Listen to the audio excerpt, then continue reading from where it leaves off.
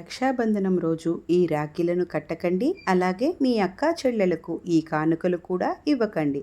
శ్రావణ మాసం అంటేనే పండుగల మాసం. ఈ మాసంలో రక్షాబంధనం ఆగస్టు 19న వచ్చింది.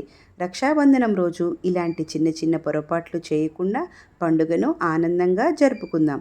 రాహుకాలంలో రక్షాబంధనం కట్టించుకోవద్దు. నల్లని దారం కానీ నల్లని వస్తువులతో కూడిన రక్షని కానీ కట్టకండి.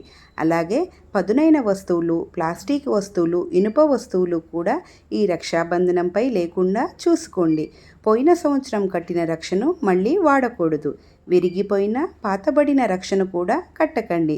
మరి మగవారు అక్కా చెల్లెలకు కర్చీఫులు, పదునైన వస్తువులు, ఖాళీ పర్సులు, అలాగే పాకే ప్రాణులు, జంతువుల బొమ్మలను బహుమతిగా ఇవ్వకండి.